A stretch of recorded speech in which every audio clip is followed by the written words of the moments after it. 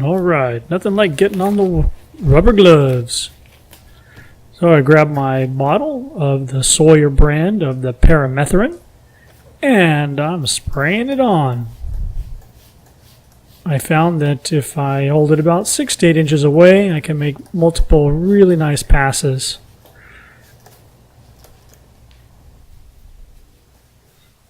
I made sure to take my time up front and hang as much of the stuff I was going to treat as possible. This way I didn't have to gloves on, gloves off, hang, not hang. Just have everything hung up and just start working and spraying around. The shimogs were very easy to spray. You know, they lay out like a little blanket.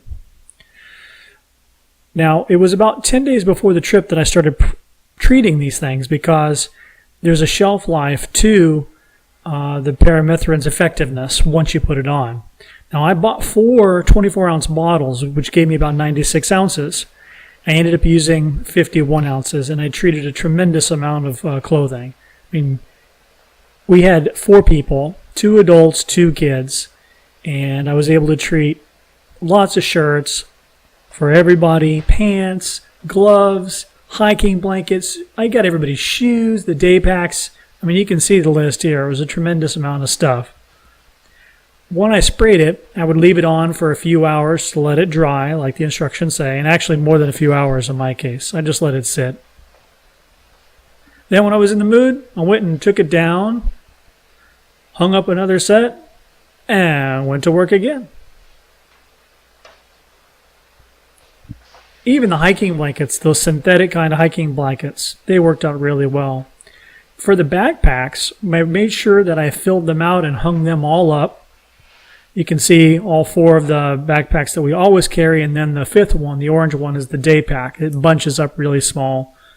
Put that inside of another backpack and carry it, and then open it when we need it for an extra carry. But I filled them all out, hung them all up, and went to town spraying every part of the backpack.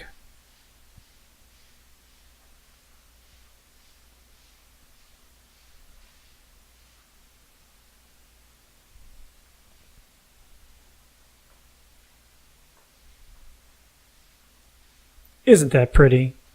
You can also see the blankets in the background. Those fold-up pocket hiking blankets are fantastic.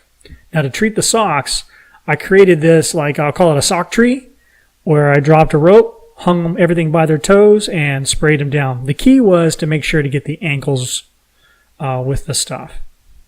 So in total, you can see all the different things we treated with the 51 ounces.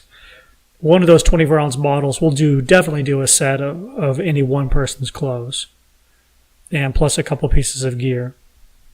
We decided to go with a Permethrin chemical. Permethrin is a pesticide, not a repellent. So what that means is it doesn't build some kind of magic force field that keeps the bugs from wanting to get into your space like a repellent would. Rather, it creates a layer of continuous landmines, if you will, and when a bug steps on it, it dies. It is truly a pesticide. Now, interestingly, Permethrin is a neurotoxin, so that means that it's going to paralyze the bug, and it paralyzes it so much that the internal function of the bug stops working, and it just falls off and dies. It does this by disrupting the electrical flow used in the bug's central nervous system.